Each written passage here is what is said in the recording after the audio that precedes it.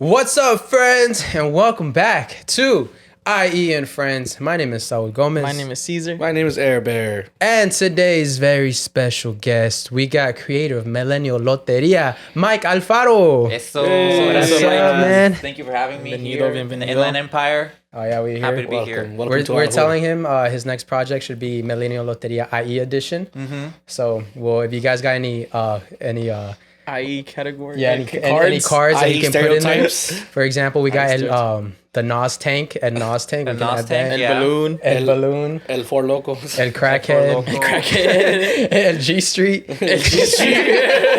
Street is where the strippers are. Figueroa Street. Okay. The IE version. The IE version of But thank you. Welcome to the show. No, I'm super excited to be here. We're excited to have you because the thing I like to do in our show is bring in influential and people, Latinos who have made a big impact in our community. And your Millennial Loteria has gone so big that you're now selling in Target. Yeah. So that is a huge amazing. accomplishment. That is Yeah, amazing. Congratulations. That was huge for my business. That's the moment where I think it escalated into just being something that was kind of like a side hustle. Yeah. Something that wasn't really paying the bills. It was just sort of like it was an extra income, you know. Yeah. Mhm. But then once we got into Target, that was like all of a sudden like what we were selling in a year. You know, we were selling in like a day or two just to them. You know what I'm saying? So it was like huge in terms of like I quit my job. It's sort of like it was a growth. Yeah. And then next year we are getting into Walmart. Oh, wow. Congratulations. I like how you skipped that step though. You went from like the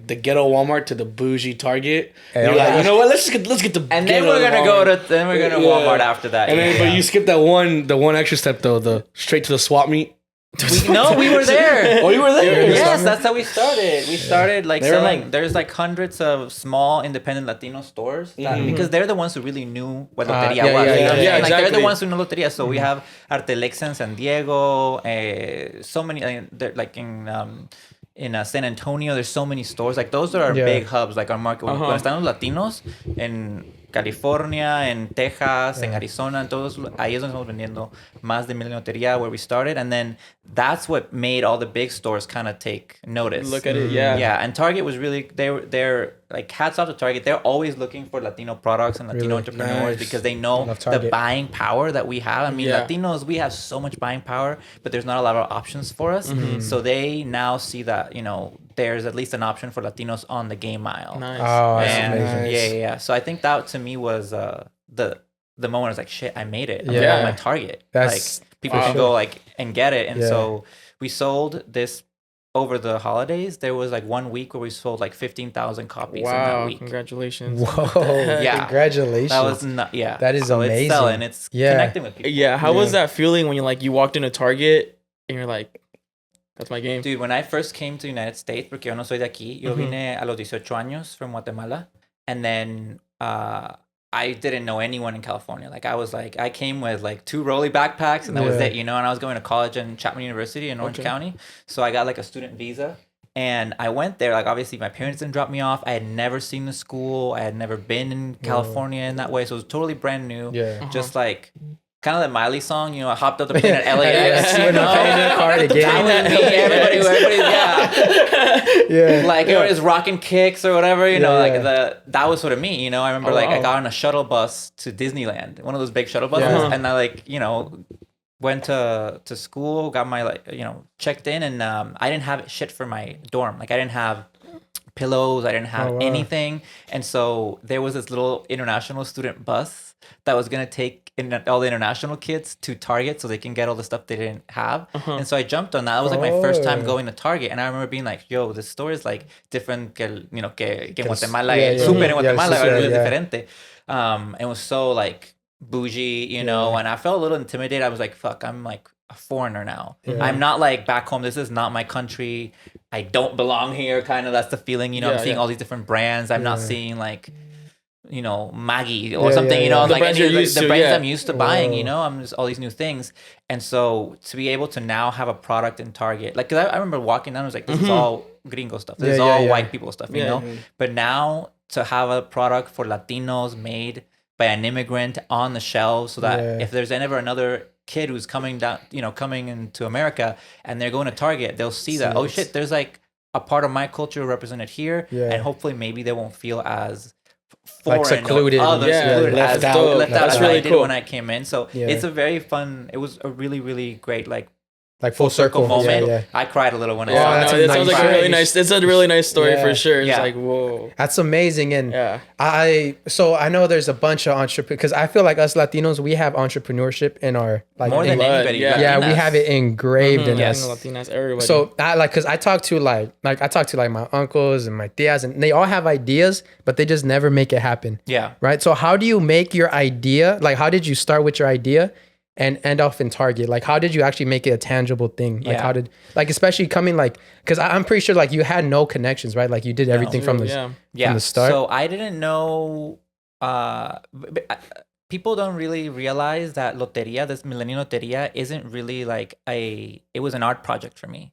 This wasn't a business. It was never like, I'm going to start my business. I want to be a game person. Like that wasn't it. I worked in advertising. So I graduated with like a BA in marketing and advertising and a minor in television production. And so when I graduated, I was an immigrant. So I was on it's called like a temporary visa where I had like a year to find like a company after you graduate that will kind of sponsor your visa so you could stay working with them. Cool. And I started working at the ad agency that did all the Taco Bell work. Oh, sick. Okay. Yeah, so I did all this Live Mas, that rebrand. I sold the Doritos Locos Tacos. Like I saw ads with Doritos Locos Tacos. That was me. I was making that stuff. And so they sponsored my visa, and I stayed with them for a long time. Then I switched agencies, and I worked a lot in Hispanic marketing. So I did a lot of the como hablo español. They were like, we need you. We need you to do this, And so that's when I sort of started to learn more about Hispanic, almost like advertising, like how you talk to Latinos. And it's a lot of the white people, because nobody at Taco Bell at the top is Latino. They're all white, So I ended up having to tell all these white people, like present to them ideas like, here's how this is Latino. Here's how the, Latinos are going to react to this product. And here's how we're going to market to them in Spanish. And I saw that a lot of the stereotypes people had about Latinos were very outdated, they're very old school. And I kept working at ad agencies, and I just didn't feel like they understood you guys. Like how to sell to you guys. Like when they make a Latino ad for Latinos, they're not targeting you guys, they're targeting your abuelas, your parents. They're not doing something for you. And so when I quit my job, right, I quit it for a little while, and I said, you know what, I'm just looking for something to express myself.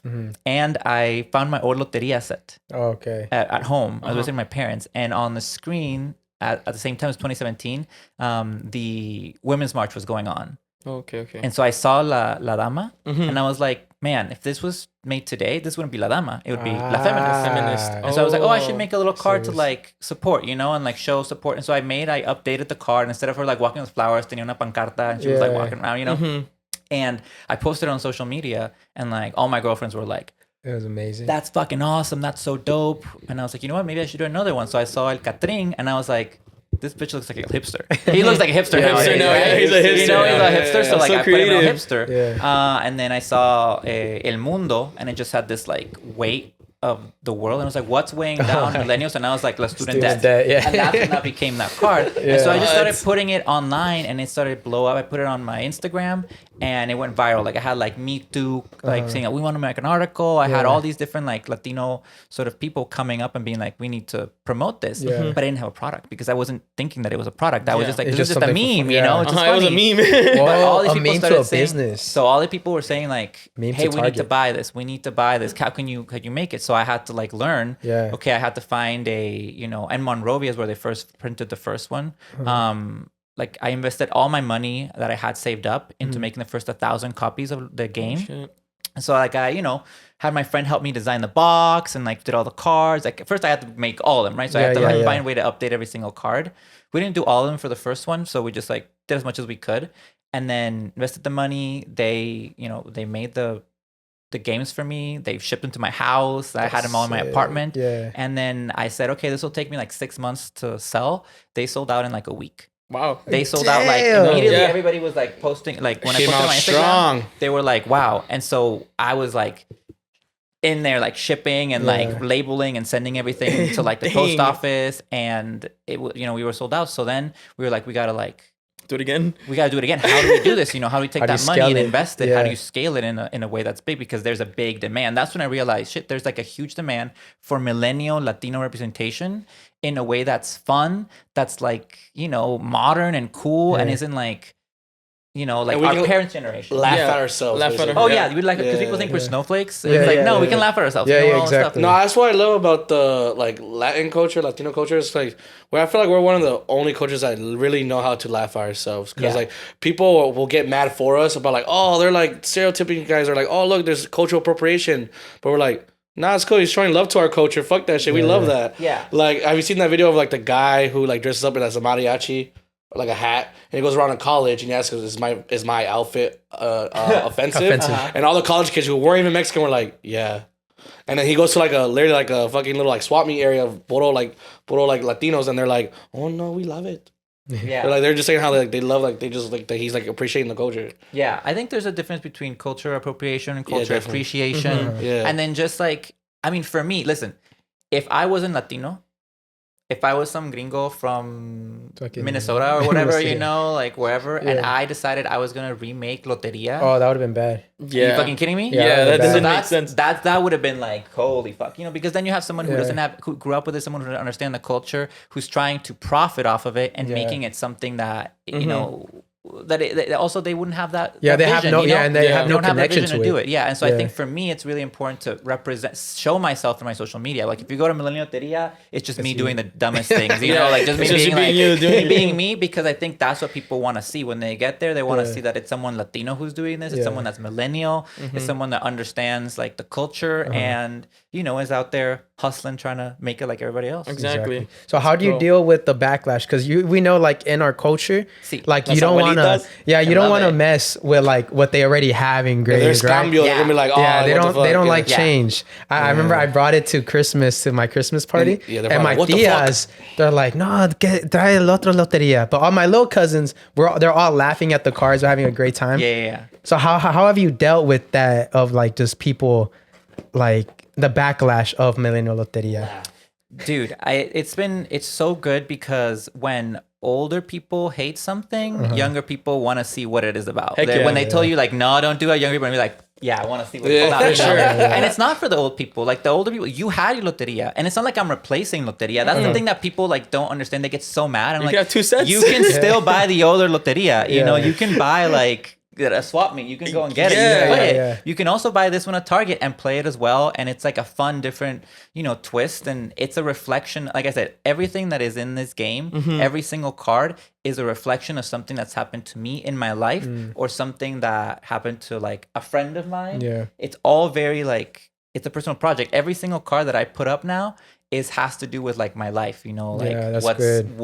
what's been going on with me. And as I grow, as millennials grow also, Yeah. the game is updated and changed. So there are new things. Yeah, that Yeah, kinda and that's what's figure gonna it help. out. Like that's what like the Minnesota thing would never work. With Yeah, the exactly. because he won't change. Yeah, he Yeah. wouldn't be able to update it, be up with the trend. Also, Yeah, you true. can make different editions as well. Like on your first one, you had like instead of La Dama, it's La Feminist. Yeah. You can also even change to like La Toxica or La Miss Independent or something. El Yeah. fuckboy. Like you can make edition yeah. 2, 3, 4 because there's a lot of different like names for. We've had so much names for different things. We have so many.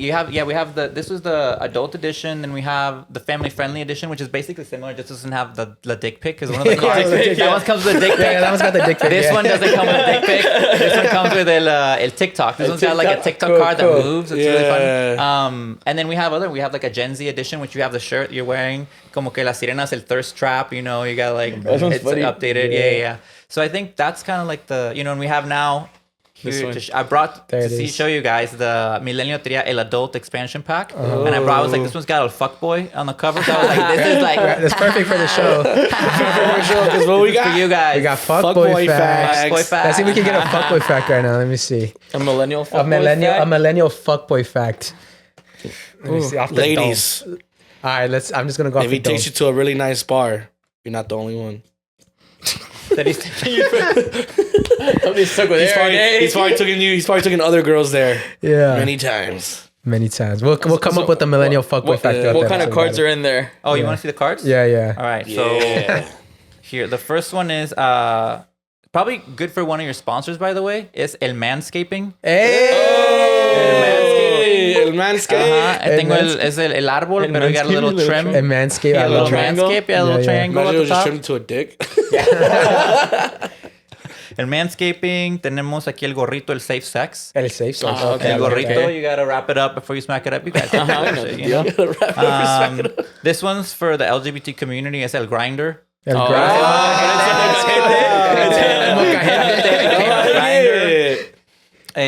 La catfish. You La said catfish. Hey, I'm familiar. yes. The catfish. Yeah, Familiar with that one. Catfish. I like that one. This one's el sugar papi. El sugar Ooh, papi. El sugar papi. Oh, With the it's Amex holding cards. Damn, the Nice. black Amex Black cards. Amex cards. Yeah, I mean, if you're gonna do it right, right? You You gotta gotta do do it it all the right. way. The best card to get. This one's for all the lonely people on Valentine's Day. Era Damn, el dude. self-care. Oh, El self-care. You got the lotion. The lotion. That's Aaron's Lotion favorite and the card. tissue. Huh? Dude, that day I went dry. I was like, That's how sad you were. Just how sad I was. Just I was like, dry. you want to feel something. I didn't deserve lotion that day. Yeah. This one, hilarious. La Big D Energy. The big D energy. Damn, that's a big D. That's the Big D. Yeah, That's the yeah. big D. Reflects my life, man. There it is. No.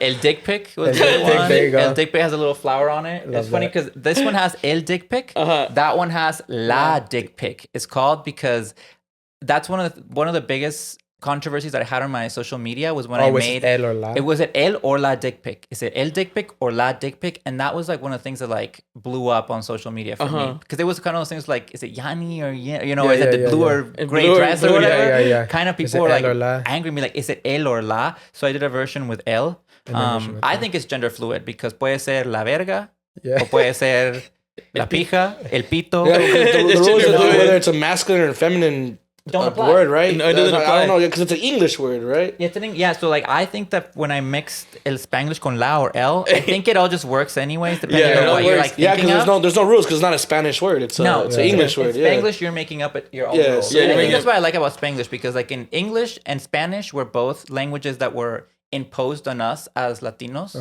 English and Spanish are stuff that is imposed from us from colonizers. Yeah. Spanglish, I think That's us. That's us. That's we weird. can create it. Exactly. We can do what we want and we can make up all the rules. So that's why I think Spanglish. That's why Millennial Loteria is in Spanglish too. Yeah. Like it also represents Latinos now Yeah. here, like watching this. You guys do this in Spanglish. You know? all Yeah. the time. All the time. So I think it is that representative because some people are like, oh, like why isn't Millennial Loteria all in Spanish? And I was like, if you want the Spanish one, get the Spanish one. like, You know? yeah, got I'm you. trying to represent Us. us yeah. now. You know. dope. So I think that's where it comes from. Nah, I love that. Do you have so you obviously got some wild cards in there, but have you ever made some cards that were maybe too wild that didn't make the cut?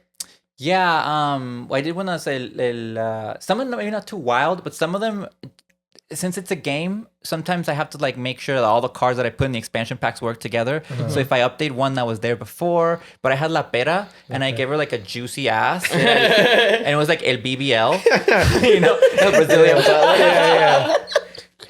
But like I'm saving, I was like that would have been perfect for like That- that yeah, one, yeah. but I'm saving that one for like maybe like a future edition. Oh, okay. The yeah. Loteria Sexy Edition or something. Well, this is the sexy, this Oh, boy, yeah, you know. true, but like true, maybe true. there's something else where it's like I don't know, like whatever. The next yeah. edition, I can try to like sneak it in there. The Mega Fuckboy Edition. Yeah, the mega fuckboy. Mega Fuckboys. The Inland Empire edition. I- Yeah, there you we go. got- There's a lot of edition. BBLs out here. Yeah, There's Tenía a lot el of toxic Another out one that here. didn't make it that people really liked on was El Nepo Baby. And Nepo And baby. Nepo baby? Yeah, Nepo. You know what Nepo babies are, right? No. You don't know what Nepo? What Uh-uh. rock have you been living in? What's a Nepo what's baby? A Nepo know- Baby is. I know Asian baby girls. ABGs. ABGs. Okay. ABGs. I didn't ask for your search history. I'm just saying. I was saying, like, no, kidding. El Nepo baby? El Nepo Baby. Nepo babies Nipple are... or Nepal? Nepo. Nepo. Nepo is Okay. nepotism. So that's like Oh. when all these famous parents, right? The famous parents get their kids into show business. And so now all these kids in show business are Nepo babies. So it's a huge That's what- conversation. Yeah. So it's like, I mean, so any sort of celebrity now that you're looking like a new one, you know, they got a famous parent. And sometimes they hide it too. Yeah, that's Yeah, wild. they like- Actually, I didn't know that. There's a lot of them. A lot of So famous many. celebrities, Yeah, There was a whole most of 'em. article on, I think it was like The Cut. You guys should look it up. And it was like a deep dive. It was like I think it was like 30 or 40 pages of different Nepo babies of all the generation, and you not realizing like this person is the son of this screenwriter and this Hollywood mogul. There's people on SNL right now that I was like, who are these random like 3 guys that do things on SNL? 2 of their parents are producers on SNL. So I'm like, the entertainment industry is just fuck. It just it's a family. All over. And it's a hard clique. for Latinos to break into that shit because the gatekeepers, they're not looking out for us. The gatekeepers are their grandparents, basically. Yeah. Exactly. Crazy. Dang, it's a family. Yeah. Nepotism, bro. Businesses, I gotta- word of the day. I gotta marry like a Hollywood screenwriter or something. Yeah, it's the only way. No, sometimes that's like the only way that's to the break sad in. truth when it comes down to like making it super big is that it's not about what you know, it's about who you know. 100% it's about who you know. That's how I sort of like coming from an immigrant to like raising up sort of the ranks of where I am now. It was all about, no, trust me, like I think I'm smart. I think I'm smart. You know, I learned a lot in college, but it really is the connections that you make and those people who get you into the door of other places. Yeah. You know, like every time I've been recommended for a job when I worked in advertising was I met somebody at my job and they left for another agency. And this other agency was like, do you got to know anybody who speaks Spanish to make this commercial in Spanish? And like, oh, I work with this dude. He was really cool. And they called me up. And then that's how I got the job doing all the ads for Jack in the Box. That's so cool. So I used to make all The Spanish ones? the Spanish ones. Yeah, that was all me. I would do all the Spanish ones for Jack in the that's Box. I started doing Honda commercials. Wow. So I did a lot. I used to do like 30 commercials a year. What? Yeah. So you set out the blueprint for the commercials. Yeah. In Spanish, pretty you're the much. guy. Because I'm like thinking back, like Spanish commercials, like they did follow. They have a nice flow to all of them. But now we know why. Now you know why. That's me. It's because Mike. So That's crazy. Since your net worth is your network, for people listening, how can they expand their network? You know, I think it's going out to mixers, going out to other people in the community. Like, for instance, right now, I'm expanding my network. You know, I got some Latinos here who have a podcast, who have like an audience. Yeah. I'm expanding my network. Go out and make friends. Go out and like see who's hustling. You know, like you see online on social media now who's like actually doing shit.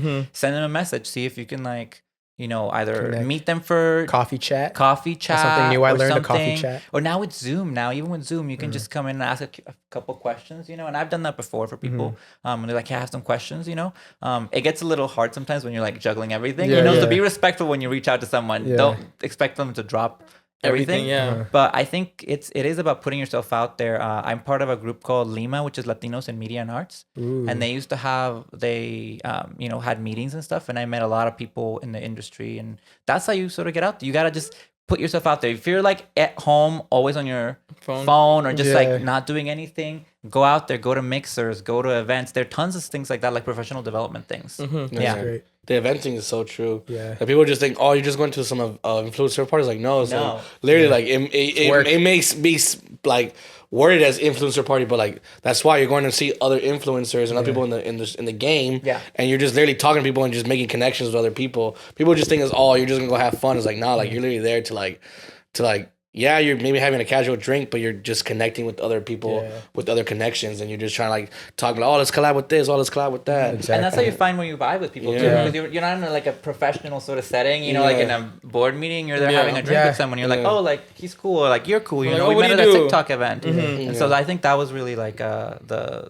don't know, that's how I think you should get yourself out there. Yeah, my girl doesn't get it whenever I go to all these parties. I'm like, these girls, they're just the girls I'm with. They're just for like it's work. Yeah, I was like, what did he say? Like it's work, you know? Yeah, like I remember I saw you at the party and you were just like, you know, connecting with different people. You were sending networking, and I was like, wow, it was a lot of females, not males. Networking with a lot of females. I mean, more females work in this industry. Exactly. So don't get mad at me. He met you, and then he had to meet like 20 other women. Yeah. For every male, it was like 25 women. Yeah. That's all enjoys talking to. But I was the only one who texted you back. Exactly. You know what? Very true. It was the real love right here, dude. Yeah, no, that's funny. Do you have any in the cars? Do you have like mal de ojo or anything like that? Like it. No tengo el mal de ojo. No. I mean, honestly, sometimes with the cards, like I was just looking at stuff that, you know, It was really based on like what was on. I tried not to change it too much because I also wanted to keep like the loteria, the vibe of it. the vibe. Yeah, you're right because I see like a lot of them. They're kind of almost the same image, and then with your remix to it. Yeah, I mean like this was one of my favorite. TikTok was just Es de Valiente. That's a cool card. Oh shit, yeah, he's dancing. Yeah, what is it? Holographic? Yeah, it's a holographic one. Yeah, it's like it's called like lenticular or whatever. I think. Does he show the camera like that? Well, yeah, so he's dancing. He's doing the shoot. He's doing the gritty. Yeah, and I mean, the gritty. And I talk about like stuff with Millennial Loteria. It's not just like positive things about life. It's like also like reflecting culture. Like I have one that's called La Border Wall. Yeah. Que es la escalera. La escalera. People always like, la escalera for La Border Wall. Because one, nos vamos a meter de cualquier manera. You know, like as an immigrant, I wanted to make something that reflected how hard the immigrant journey is because I was an immigrant. I mean, I'm still an immigrant in this country. But like when I didn't have my green card and I just had like a student visa, when I started working, like it's hard to, people don't understand. Like if I got fired from my job, I was deported. Oh, wow. Shit. You know? So like I had more invested into making like good work and being like a good worker for my agencies and a good creative. And I went from like an intern to like a creative director, you know, because I had that hustle, but I also had that fear in the back of my mind. Like, if you let go, it's a little bit of extra fire. Yeah, I'm gonna get deported, you know, and then you may have like there's like a grace period of like maybe like 2 weeks for you to try to find another job, which is not it's not enough for somebody to hire you and like actually go through your visa process. And so it was, you know, I was really hustling to like make sure I didn't get like fired. But now I got my green card, and that's when I was like, you know what, fuck it, I can quit my job, I can start Millennial Loteria, I can do everything I want, and I don't have that like thing in my back of like you're gonna get deported if you don't do a good job. Yeah. That's great. And that is like the American dream, no? Like that's why everyone comes out here to like make a better life for themselves and I think that's what I wanted to do. I wanted to come to the US and I obviously love movies from like the United States and I wanted that college experience. I was like, I want to come to the United States. I want to have that college experience. What was your favorite college movie that you watched? Oh man, I had so many, dude. I love the House Bunny. The House Bunny. The House Bunny. I was like sororities. I want to go. Where's that at? Yeah, the House Bunny was really good. I love all the fraternity sorority movies. And I was in a fraternity. Yeah. Oh, nice. Is that a red flag? Let's say like you meet a girl and then you find out she was part of a sorority. Is that a red flag? No. No. Why would I be a red flag? It's not like the movie. It's not that far. I go to college. I don't know how summer parties making out shit, bro. I just in movies when I hear sororities, it's a lot of sex. So it's just like, I don't know, this girl, I don't know. You think it's like girls have just been ran through by everyone? Pretty much. The sorority and the frats just get together and have or the orgies? Frat, sorority and frats just have orgies? Is it a red flag, like, if you find out, like, your boyfriend was in a frat? There is frat boys like that, but like I think it depends on what frat, honestly. I think it's weird to like judge stuff. No, but like I think if you were in a fraternity and somebody like you were in a frat and they judge you for it, but like I don't know, whatever. Yeah. At that point, it's like you did what you did. Yeah. The past like, is the past. Yeah. How old are you? I'm 25. You're 25. Okay. Yeah. I mean, at this point, and you're meeting girls. Yeah, they're gonna have a past. They already went through the sorority part, They already went through there. Yeah, like when you were in a sorority. If I was in college and you're like in college, you know, just in college, in a fraternity, you meet a girl in a sorority. I don't think it's a red flag. It's just more of like a hey, we got something in common. You know. Okay, we both. It's more when you graduate, maybe. Yeah. More like maybe if you're not in a fraternity and she's in a sorority, maybe.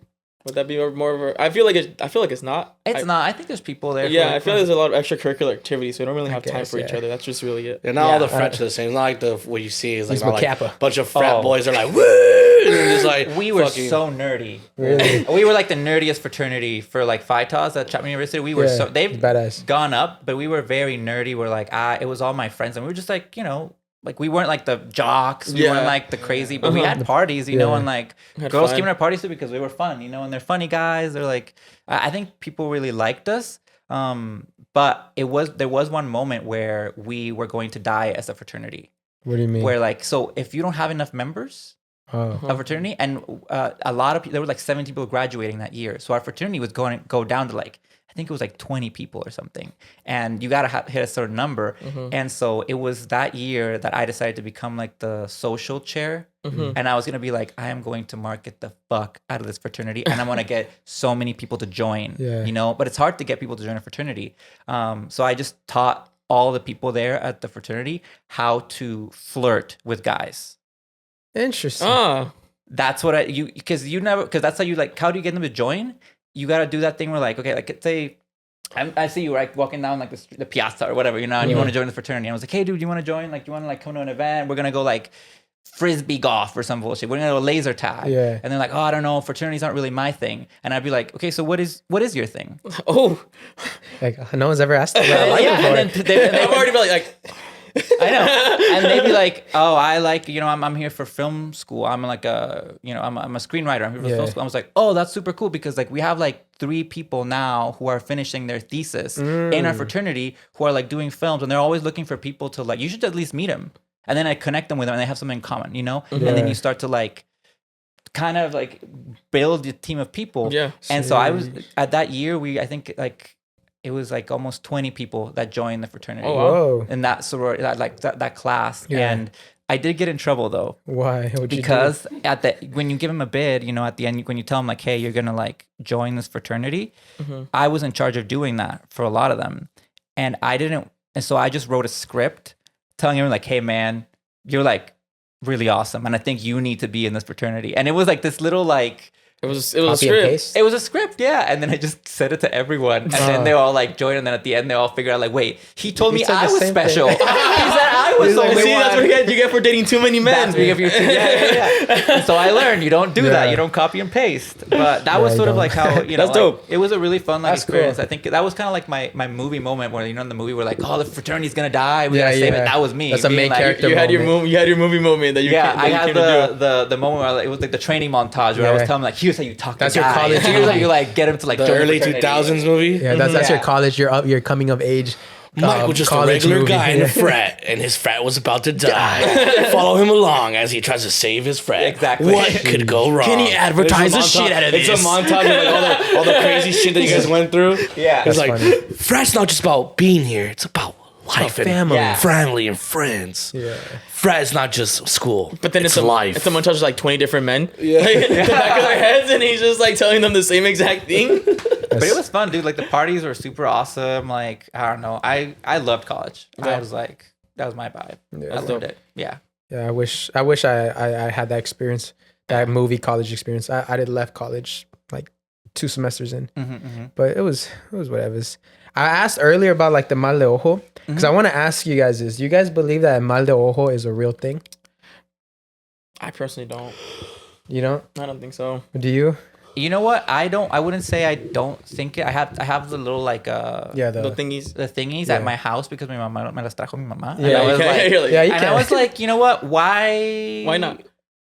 Why like test it? Why mess with it? I don't know I don't know the answers to everything. So like maybe it's true, maybe it's not. Like why get in trouble? Yeah, there's no downside, right? Yeah, there's no downside. Just put it there on the door. Exactly. Like I don't believe in it, but like I had a bracelet when my ex-girlfriend gave me, like first ex-girlfriend, she gave me one a long time ago. And I was like, oh, word, but... Are you sure it wasn't a tracking device? Damn it! Oh, it could have been. No, not the crazy one. The first one. Okay, never mind. It was for the mal de ojo. Yeah. And then I guess if they snap or something, like someone really was like projecting mal de ojo on you.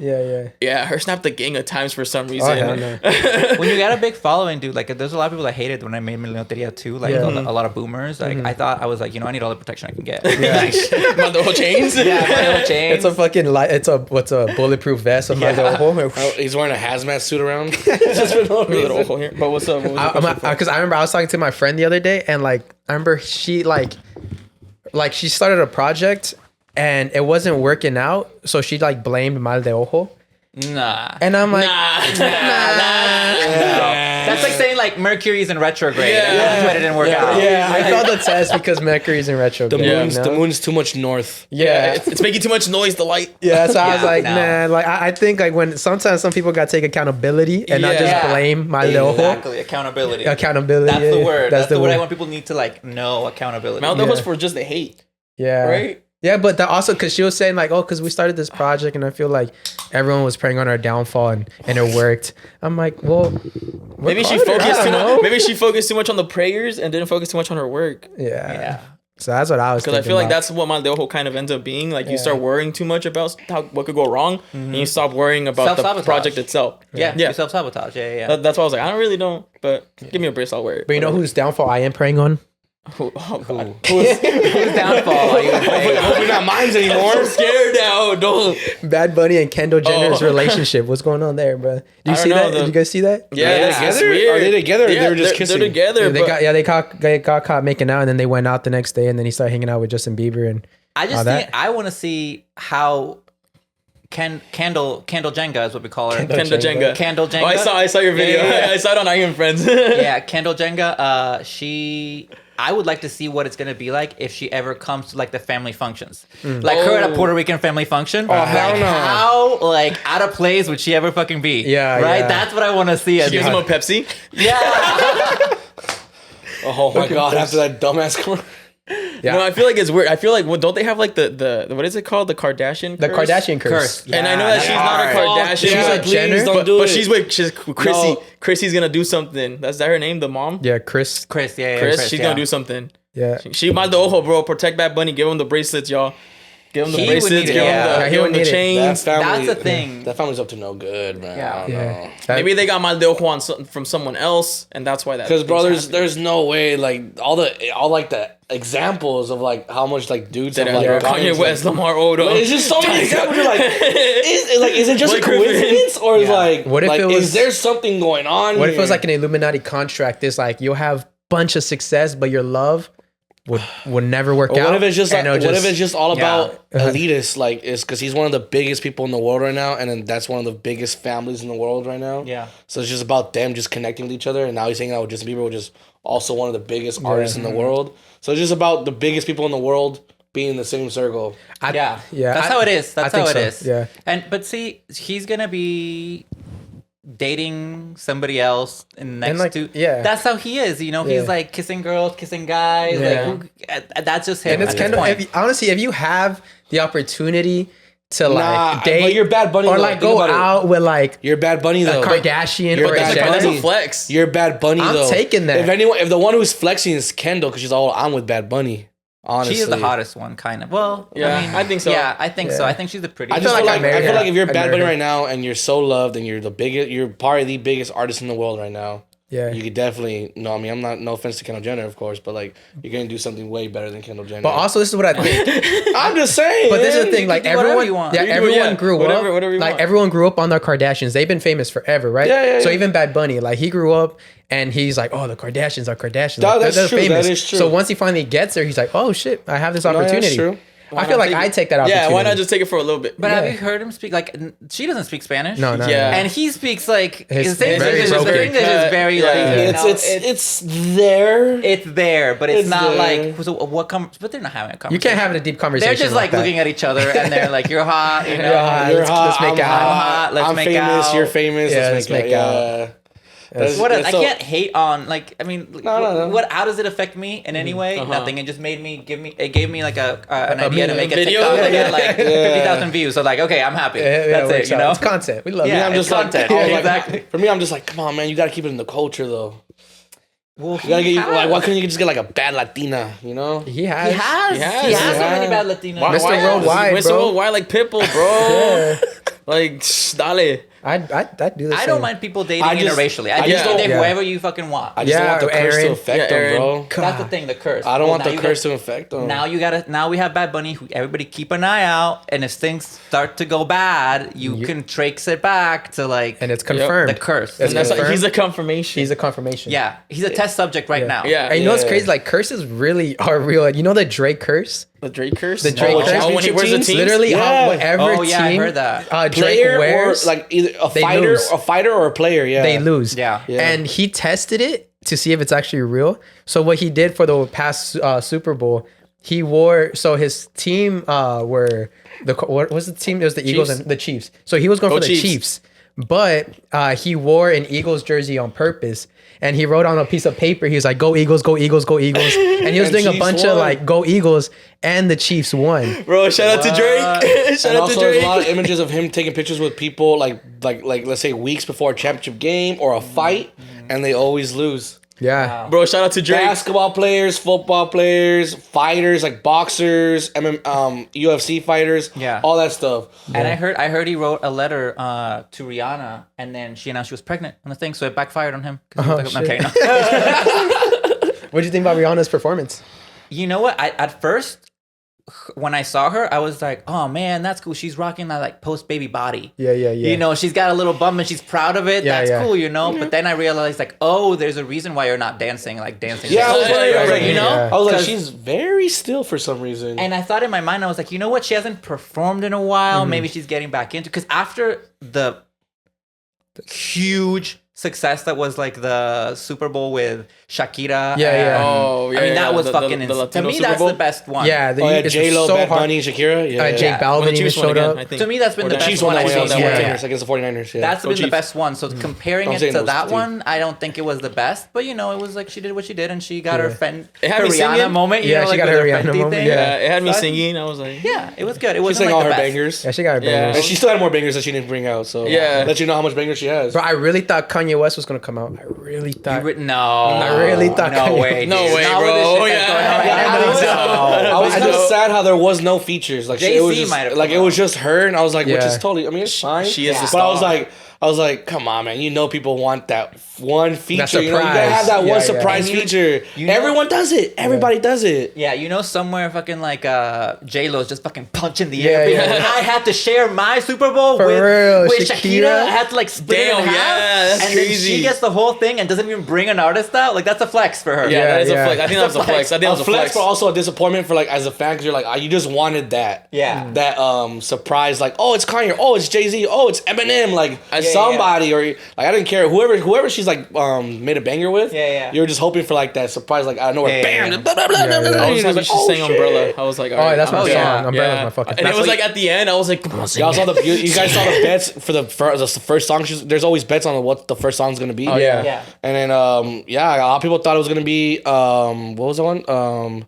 Shine Bright, like a no. What was the first song she sang though? Bitch better have my money. That was the first song. Yeah, everyone thought it was gonna be her two like biggest pop songs. Forgot the name of them. I'm blanking right now, but like it was like two like very upbeat and poppy songs. Yeah. And those are two favorites. The bets were going high on those, and I don't think that much people betted on. The bitch better have my money. I knew that song was gonna be whoever did put that as number one, they got a good amount. I was like, how's she not gonna start with "Bitch better have my money"? No, that's a statement. Because usually there's a trend. Bitch, you better have my money. There's a trend in the Super Bowl with people that start off with their first song. It's always something very known, very the lyrics are very easy to remember, and it's something that people can sing along to, and it's very energy wise type. Well, that's not really like a super. I'm talking like pop, like don't act like you forgot. Got the shot. You know what I'm trying to say. Yeah, bending my neck and shit. I mean, like high energy, like dance type. You know, like pop. Yeah. That bet, like those bets are probably like. I feel like you can easily win those if you know people like the dancers. Because you think the dancers, the dancers have to know the whole. You think the dancers also put their money like, that's I know what it is. It's illegal. It's illegal, but how would they know? Training. Well, because if you're a dancer and they know your name and you put. Well, maybe you tell like let's say I'm a dancer. No, true, but I'm saying though, if you get caught, there will be an investigation. So like, the artist is really smart and like they want your money, so like they'll just look at your name, what you do, and that's it. Yeah. Like you just be like, I bet this much money on this day because this is what I want. Because I have my best friend in high school. She was helping out with the Super Bowl halftime show, and I was like, bro, if you would have told me, you know how much money I would have made. You know Ashley Cortez? Oh wow, yeah, she was out there. She's not high school, but when we were in high school. When we were in high school, yeah. She works in like halftime shows. Yeah, like, so how the fuck you do that? So I saw her at the Super Bowl. I was like, oh, that's cool. I was like, what the fuck? So wild.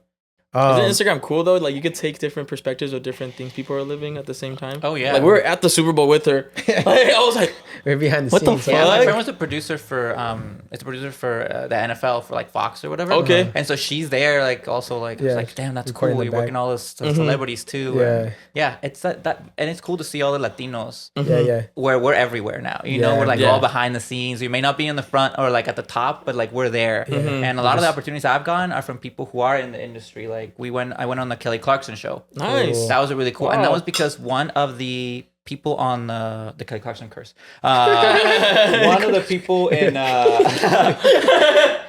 who worked in the behind the scenes, they followed Millennial Loteria, and they were like, "Oh, this is cool." Like it wasn't like she called me, like she didn't know what it was. You know, I had to explain it to her. But the people behind the scenes are all like young millennial people. They're producers, and they're like, "We need someone to come in," and they're like, "Oh, I know this guy. He's kind of funny. Let's bring him on." And that's how I got on there. Yeah. That's sick. So right now, millennials are kind of seeping into the leadership roles of the industry more than before. Millennials Because are. millennials are. You guys have a large age gap. Like, How old are you guys? We're 25. 25. So are you guys Gen Z? I think Yes. we're considered Gen Z, Yeah. which is 96 is the crap. cutoff. 96 I is don't the like cutoff Gen for Z. millennials. I don't really like Gen Z. Yeah, our generation is still like considered. I don't know. Just We're like the lost generation because we're not No. 90. Yeah, we're not We're really not. Gen We're Z. not. We're I not Googled this 96. earlier. We're not old enough to remember the 90s, but we're also not old enough to remember but the we grew up with 2000s. so much 90s stuff. Yeah. That's the thing. So it's Yeah. weird for us. It's a weird in a weird state. Do you remember like? Yeah, I know. I think that's Like we don't remember 9/11. You don't remember 9/11. Nah. Anyone who See, tells yeah. you that is like very hard. That's Yeah, Gen Z. 'cause- That's Gen Z because I think that was the I remember it, and I stayed home from school that day in Guatemala, but I was sick, Yeah. and that was Oh. like so I remember like watching Yeah, it Gen on Z. TV that Yeah. whole Oh, day, wow. and so that I think that is a very that Crucial separates point, a lot right? of millennials from Gen Z Gen is Zs. if you like remember 9/11 and what happened in that way. That's not something I would put in Millennial Loteria. Of course not. No. I But think it's like one of those things where millennials are the largest working group right now. Like if you're talking about who is stimulating the economy, who are the workers out there? Millennials. no, yeah, big Millennials. time. You guys led a lot of changes Yeah. too, and like and like Latinos for like DACA and stuff like that Yeah. I know of. So yeah. And I think Gen Z is going to be up there. I mean, we're just getting more multicultural. When you see, and I studied demographics for like in The macro largest. sort of like ways, you know, Yeah. like seeing it how from whether you're a millennial or woman or like what you're doing and the trends of becoming more multicultural. Like the most multicultural like group was millennials, you know, and because when you picture a hipster. You picture like a white Brooklyn barista type of person, Yeah, you know? yeah. But the reality is that 50% of those fucking hipsters are Latinos, you Yeah. know? And so you're always picturing these white people with generations. With like Gen Z, I think a lot of people picture like these white TikToker girls, like that's the Gen Z that they have the idea. Yeah. But Gen Z is even more multicultural with Latinos, blacks. There's more people than ever before. Yeah. And that's just going to keep happening. And so I think the thing that people don't realize about generations is they're becoming less and less white. And they're becoming more and more Latino, especially here in the United Because States. we're seeping through everything. Everything, Yeah. you know, and so I think it's a great opportunity for Latinos to start businesses for Latinos. Because Definitely. there's more Latinos here in California than there are Latinos in Honduras, Costa Rica, El Salvador Wow. put together. Just in California. Yeah. That, you know, like we're talking about 20 million Latinos. There's not 20 million over Latinos 30. in Yeah, Honduras, sure, you know what I'm saying? yeah, No, There's not. yeah. So there's a lot, and now you go national. There's 60 million Latinos. You know, Wow. the second largest Spanish-speaking country in the world, United States.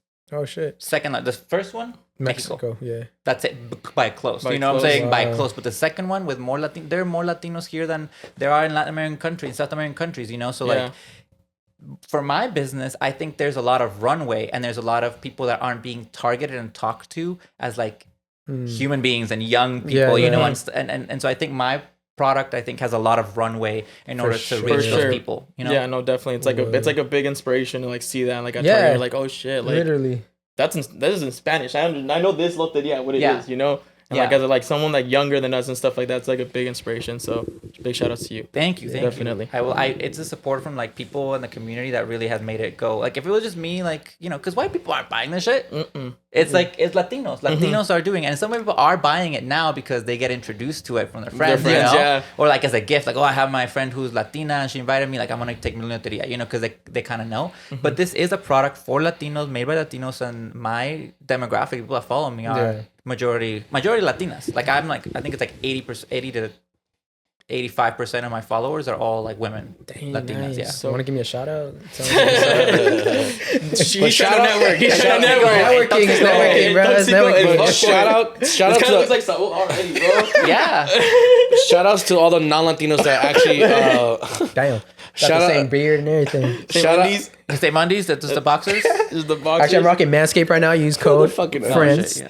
shout out to all the non-Latinos that actually fuck with our stuff and actually like appreciate the culture that we have. Yeah. I love that stuff. It's like like us as Latinos, we don't shy away from the people like actually liking what we No. do and like accepting like you said the difference between appropriation and appreciation is like you said like if a white man was to make the loteria, right, because he has nothing to know about it, but it's like if like a white man was to start making Mexican food, but he says no, this is Americanized Mexican food, because I know I'm taking from the Mexican culture of food, but I'm Americanizing it with like a different style. Because if you would just Americanize that style and say, "Oh, this is authentic Mexican food," that's appropriation. Yeah. But when you're appreciating this, when you're saying, "Oh, like I love Mexican food," I'm just giving like an American twist to it. That's when you actually say like what it is instead of just saying what it's not. Yeah, there's this I love it when people who are not Latinos play. There's a lot of black people who like didn't like the original Loteria because they had that one card that was like very that a lot of Afro Latinos are really thankful for like a product like Millennial Loteria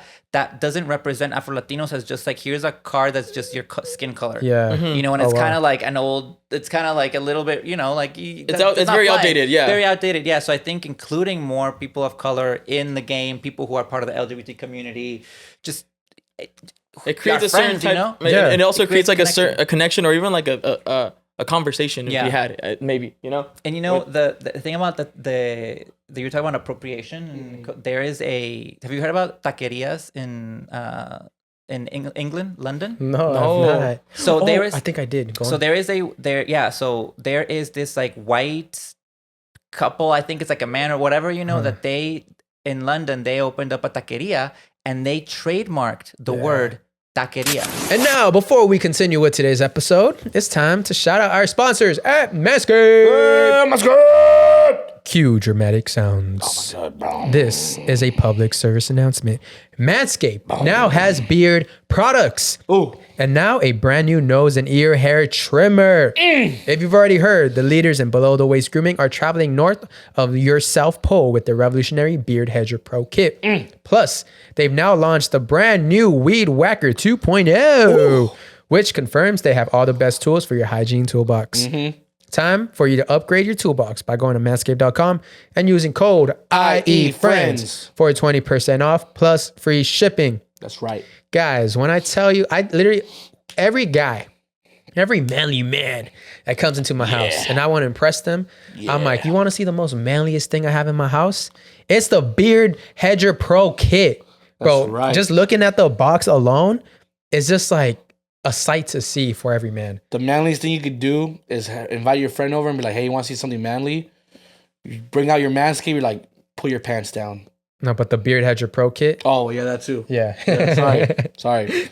Well, you fix their beard first and then you pull their pants down and you trim them for That'd be a funny ad. Imagine like you're like your homie's on his knees, the camera's behind the other homie, and then you just see like movement, like it looks like he's giving him a hand job. Yeah. And then like, yo, bro, what are you doing? Oh, just lining up my homie with the new Manscaped 4.0.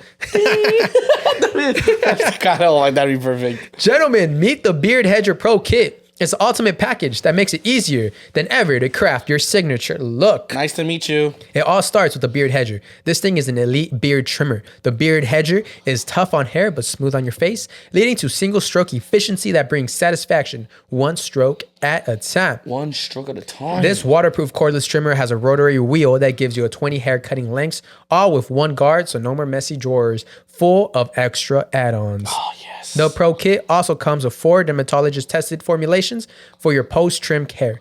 This includes Manscaped's beard shampoo and conditioner, beard oil, and beard balm to moisturize, style, and shimmer your new beard. Dermatologist tested, dude. Plus, the kit has 3 free gifts.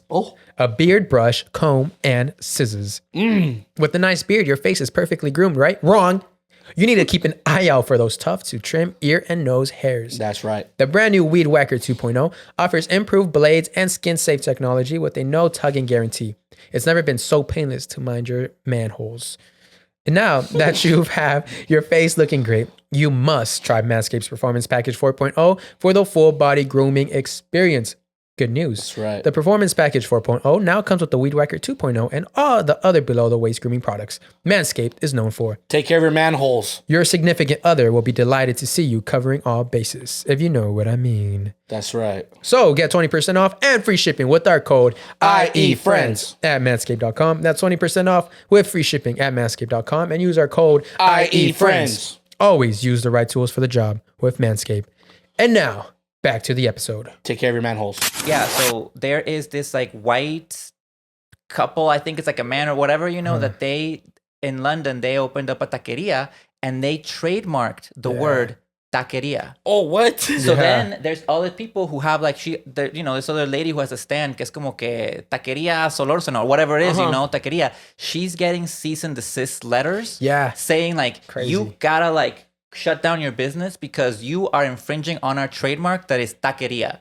And I was like, are you for real? Are you kidding me right now? For real? And it is because that's the thing that happens in other countries when they think taqueria is like a made up word.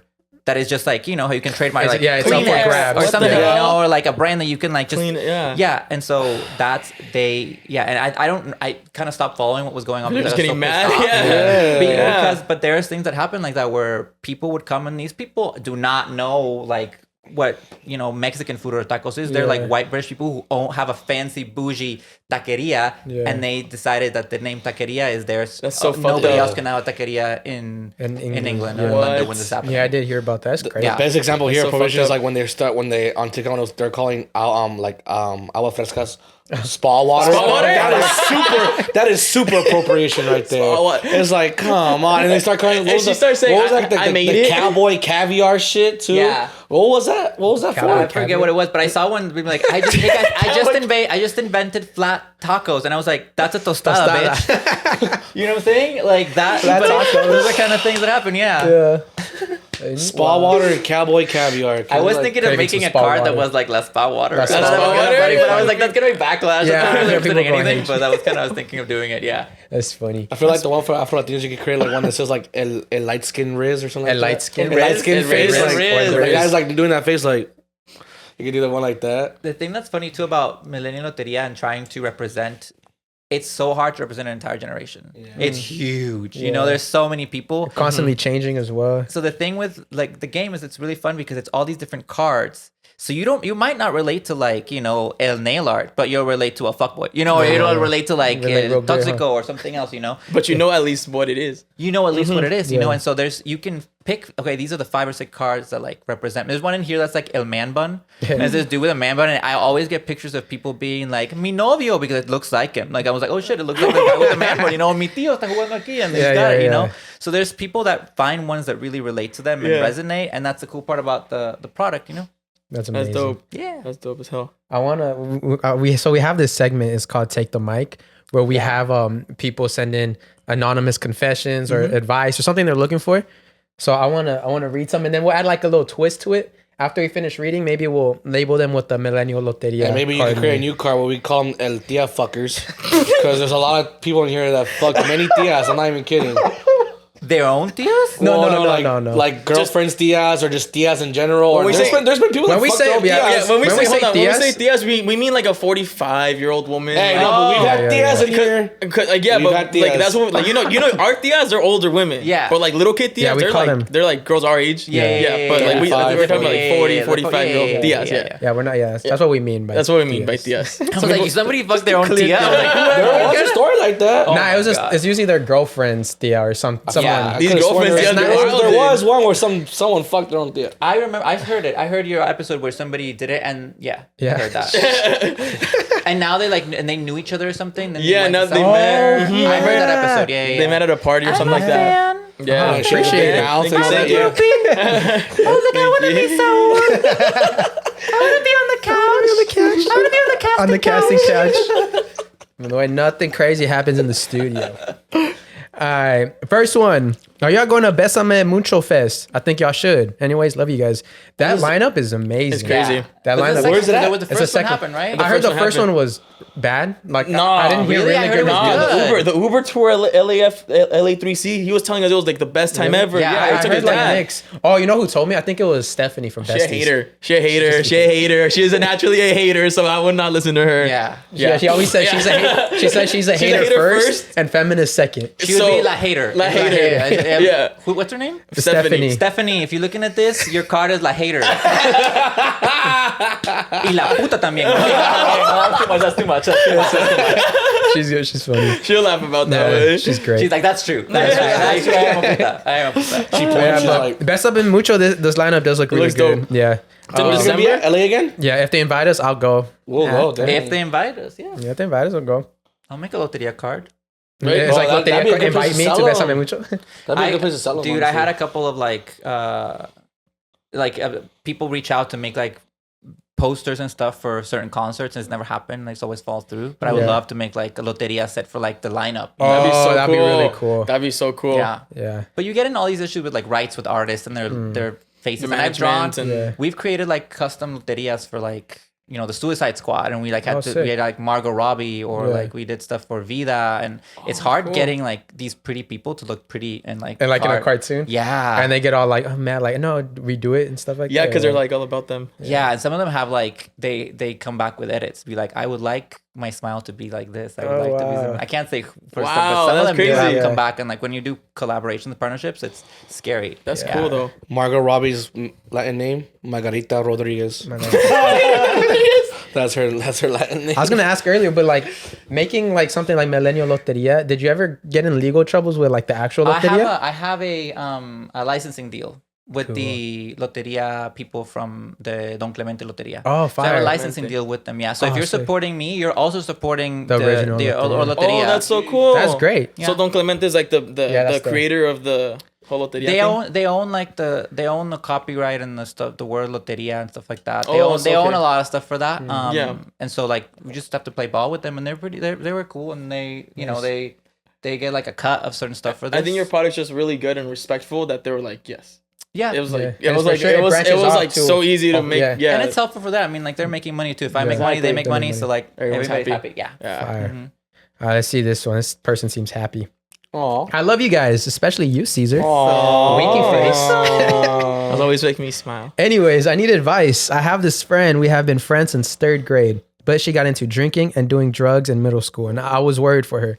And I asked her to stop because of her. I was worried 24/7 and got so depressed, but eventually she stopped. But when she had her first boyfriend sophomore year, she would cut me off. I still stuck around even when I had my boyfriends. I introduced them, and this one time she tried getting at my boyfriend, but nothing happened. So I just swept it under the rug. But she lied to me so many times. My question is that considered backstabbing? Yes. I know revenge is not good, but I've put up with her crap for 4 years. I deserve some satisfaction. What's some satisfaction? What's the best way to get my revenge? Can't fuck her dad, brother, Theo, cousins, or boyfriend. They're all too ugly too. Fuck. What should I do? Please, love you guys. Let me tell you something. The best revenge is your paper. You need to leave her behind. Stop thinking about her. Forget whatever the fuck she's doing. Like, don't put any of your... Because jealousy is like... What was I thinking? Jealousy is like poison. Yeah. Like, Yeah. you drinking it and you expect the other person to die. Yeah. And you're If you the one drink who's it. getting... Ooh. Or even revenge. Yeah, and that's the same with revenge. I Jealousy, think, hate, revenge. All those negative- exactly. All those things negative are bad thoughts. emotions to have. And so all I say is like, leave her behind. Karma will Do take its care of thing, it for you. So I think if I were a card for you in this one, she would be la backstabber. La backstabber. La Your backstabber. friend will be la backstabber. Ajá, sería como con el puñal. She'll be el glow up. Or Hey, she glow up. could be la puta. That one's your friend already. You can't like you they can't all be las putas. can't all. Oh my god. It can't be repetitive, Aaron. Okay. My bad. It's funny how... Your lotería is just puta. Puta edition. The puta edition. Esta es la Playboy It's just edition. different. Es la puta, la mera puta, la gran puta. El puto. Side puta, el puto. El putín. All of them. Todos. It's funny how we were just talking... La puta latina. La puta de al lado. La puta de la esquina. Are we allowed to say these words? I thought it got canceled. I thought those words got canceled. No, we're not. we're We're not. referring to a whore. Yeah, exactly. Oh, that's what it means. Gender neutral. I always thought the puto one meant like, wasn't it meant? Didn't it mean? Man whore. Man whore, right? That's what it means. I thought it meant like bitch. I think that's the intention. Anything can mean something bad if you put the intention behind it. Yeah, I think. that's But I true. think they were like when they were chanting it at the. Yeah, Yeah, I always soccer thought game. when they kick it was like because they're Yeah, I saying bitch, think not that like was- because of Yeah. the gay term. I thought that was just like bitch, you know, because you're just calling the goalkeeper a bitch. Yeah. But I mean, I guess in other terms it was the other way around. I'm guessing I guess. the other bad term, you know. All right, what's going on? This one, we're just funny how we were just talking about this when we first started the segment. But this one's a little different. We haven't gotten this one before. Me metí con el tío. there's no more. It's a tío now. I'm telling you, what is it with your audience having sex with their like tíos and tías? And then the girl before, like, I can't have sex with her uncle. Like, what is like? What are you preaching? This is take your tía and tíos, not take the mic. I like how she considered the tío. She's like, nah, he's too ugly. He's too ugly. She went through like the Facebook. She went through the no, which one of her relatives can? They're all fucking ugly. The DNA in this family. Fuck. All right, so let's see what this girl's got to say. Me metí con el tío. Love the podcast. Okay, so do you guys have any friends that you now consider family? So that's where my story begins. Oh my God. I became real close friends with the guy and his mom. From the start, she basically adopted me into the family, and I would call her Tia. Well, long story short, I met her brother, who at the time was in a relationship. I also met the girlfriend. Well, they were in a toxic relationship the whole time, and one day she kicked them out. At this point, I was living at my cousin's house. I used to rent a room there. Well, he came in with a bag of clothes looking super sad, LOL. But we knew we were in for a good time whenever he was around because we would go clubbing and drinking until we couldn't anymore. I was 19, 20 at this time. Fun times thinking back, LOL. Okay, so he was living with us for a couple of days. And during the week after work, he would bring some beers and we would just sit and talk, and he would tell me all his childhood stories, and I would just listen to him rant about his ex and about life. Well, one night he tried to kiss me, and I pulled away so quick, he started apologizing and said he didn't know why he felt the way, etc. I went to bed, and that was that. The next day, when I woke up, he had left back to his ex. Fast forward to a couple months later, he comes back to the house, this time with a suitcase of his stuff. He said he no longer wanted to be in her life and he was done. So again, we started partying and drinking. Yes, I was going to a club at 19. I looked older and all my friends were older. And friends knew security guards and promoters who would let me in. Oh my God. After a night out, I was lit and he was lit. We made outside of our house.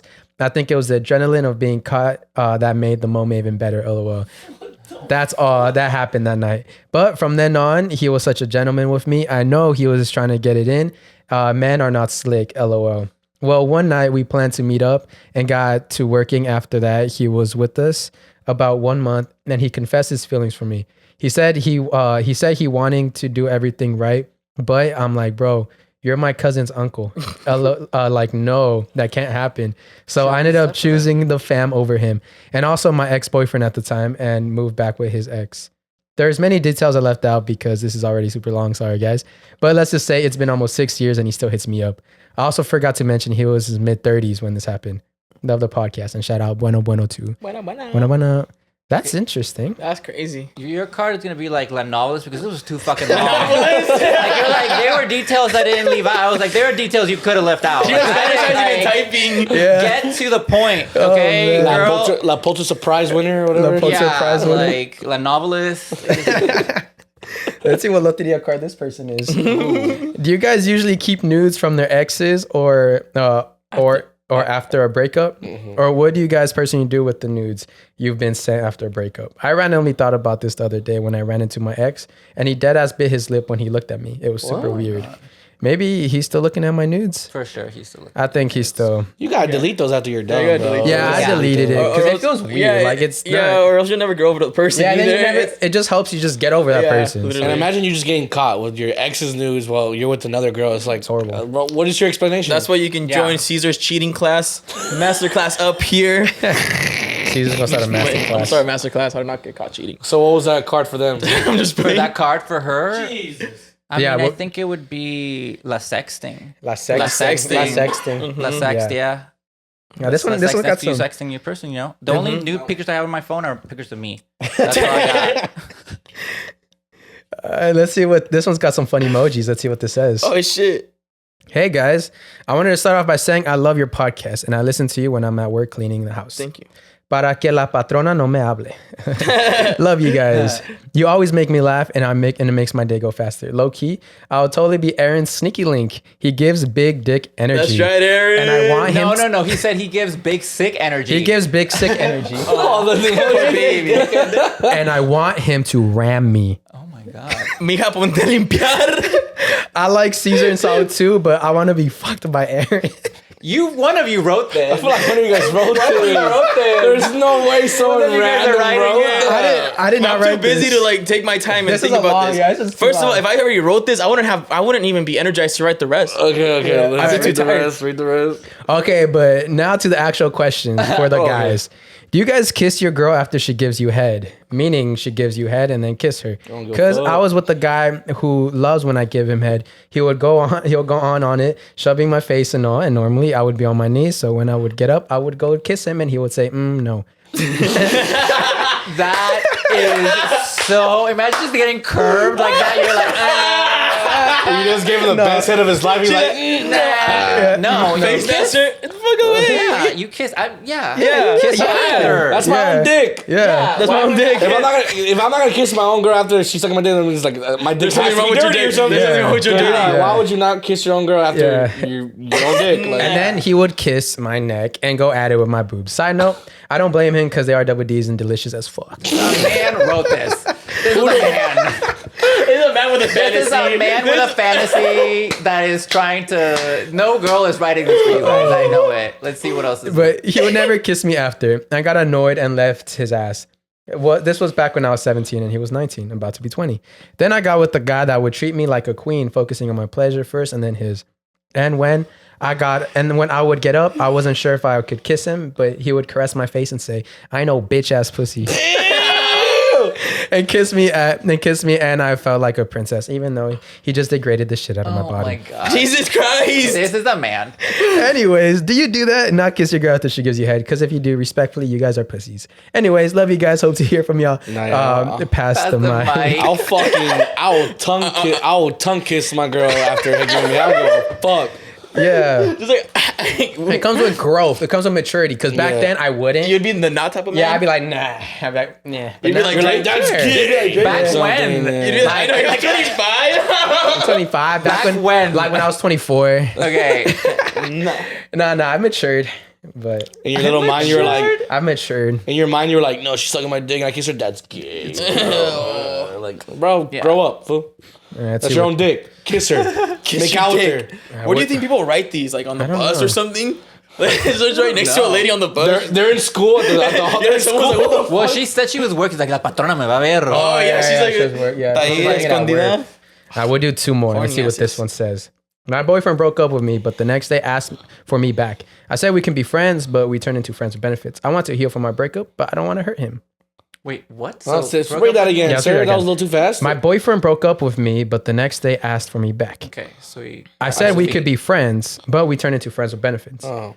I want to heal from our breakup, but don't want to hurt him. So, like, do you want to leave him or do you want to stay? Because if you want to stay, then you got him. Yeah. It's It's your decision. So this is You have all the power in your hands here. Yeah, you got all the power. So this She's is like insecure, indecisive. like indecisive. Indecisive. Yeah, you're like overthinker. You're like overthinking. You're What about the other girl? What was the other girl? The other girl was La Horny or something. It was like the catfish because that was a man. That was 100% a man that wrote that. Yeah, especially the emoji use. Usually It was guys too put those much. emojis. It was too yeah. much. Yeah, no. So a guy wants me to ram him hard? When is there going to be a Bueno Bueno crossover? I know. When do you want to go to Bueno Bueno, Aaron? Bueno Bueno. That's our other podcast. That's up to them, not us. It's up to you now. They just asked. That wasn't them. All right, that one didn't make that. Okay, let's see. It was just a question. Can we just take a moment to manifest? Having Hans back on a guest, single as fuck, because I need his whole stories. We're not gonna. I'm sorry. Hans Manifest isn't- on the homies. Yeah, Hans isn't. Yeah, we're not going to manifest on our homie's downfall. He's in a happy relationship right now. Yeah, so I would do another one, which is like, Hans needs a mal de ojo bracelet. yeah. Okay, we'll finish off with this one. Hi, friends. I need advice. First off, I'm a female. Red flag. They're not referring to themselves females. They're not. Okay, this is okay. Keep going. I just think everyone writing to you is just men pretending to be men? women. That's really your audience right now. We got funny. imagine just a bunch of catfishes. It is. And those catfish. She's like, first off, I am a female. First off, I'm a female and I have boobs. I'm writing this with my titties right now. My nipples are hard. I'm typing this. Okay. I have a guy friend who's currently staying in my living room because he needs a place to stay for a few days. However, it's been almost a month and it doesn't seem like he's looking to leave anytime soon. I do have another housemate who is leaving by the beginning of March. I think my friend is waiting for him to leave so he can take that room. But I don't want him to stay since he's admitting having feelings for me. I'm not confrontational, and I don't know how to bring it up to him if and when he's planning to leave. Also, I already told him I don't see him as more than a friend, but I think he keeps confusing my friendliness as something more. What should I do? What if we just told him right now? What if you showed him like 20 seconds of this clip? We're like, hey, bro. Yeah. All right. Your roommate, the girl you're staying at, she doesn't want you in there. Yeah, she doesn't want you in there. She feels uncomfortable. She feels uncomfortable. You need to leave. Leave. Respectfully. Maybe you get a couple days. I would say, you know what you should be direct. Do? Yeah, I say be direct. You can't come back from that. Mm-hmm. Or hire a boyfriend, right? And then hire like a guy friend that you guys are like secretly dating. And then you tell the guy on the couch, be like, hey, this guy I'm dating, he's gonna come over Friday night, and we're just gonna like watch movies or whatever. We're gonna fuck all night long. I need you to leave. No, so he can be like, fuck, like she's starting to date someone, like, why am I here, you know? Yeah. And get him out that way. Or just, I guess you could be nice, but like, hey, like, I don't have feelings for you like that. I don't want you to move into the room. I'll give you like a month to find somewhere else. Mm-hmm. Yeah, give him a time limit. Yeah, give him a time limit. Like, hey, I'll give you a month and a half. I'll give you 2 months. I'll be nice. I'll give you 2 months to find something. Yeah. But yeah, there you go. Honesty is the best policy. I think you honesty, tell the guy that you don't like him, and I think at some point it's good for guys to hear that. Mm-hmm. Yeah. Then you're like, I move on. Yeah, and a lot of guys are delusional. Yeah. You're okay. Like it's hard, but like, you know, everybody needs that. Mm-hmm. Yeah, everyone needs that push off the couch. And that would wrap up today's Take the Mic. Thank you guys so much for leaning in. Thank you for the fellas. Thank you to all the guys who love. I think they say if they're female or male because when they say guys and then we don't know if it's a girl or a guy. It helps with the advice that we give, you know? Okay, that's why. Yeah. Because I just think it was funny. She's just like, I'm a female. I was like, because then we wouldn't know. I'm a girl. I don't know. She's like, my titties are typing. I'm more ready. And that wraps up Take the Mic. Have you guys heard of Victoria Falls? Like, is that a celebrity? Is that a celebrity or is it like it's a location in Zimbabwe. It's a porn star. Yeah, I've seen her videos. Victoria Falls. Is that Autumn Falls' sister? Yeah. She's great. Autumn Falls is a good one. Oh yeah. Actually, that's a good woman. It's a good woman. It's a strong woman. Victoria Falls. She's a good looking woman. It's a waterfall in Zimbabwe. Autumn Falls. Oh, is it like the tallest one or something? Not the tallest, but I think it's like a touristy spot where people literally like they hang off the waterfall. Look, let me show you a video. It's crazy. What? So it's like a scary ass. People hang off of the waterfall? Well, no, they lay down like right where like the waterfall like falls. They lay down and they can like look over it. Oh, so it's not like really like a huge like a stream of water coming. It's just like you can just sit in like a puddle. Kinda, yeah. Okay. So it looks very nice. But it just seems like some white people. Who does it? I was gonna say it seems like them crazy whites. Yeah, actually, I'll put a YouTube video so you guys can see how that looks.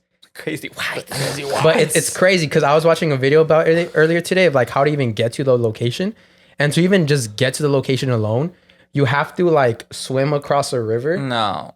That's filled with like hippopotamus. Oh my! And crocodiles. You have to swim? What? Who the fuck survives that? White people, bro.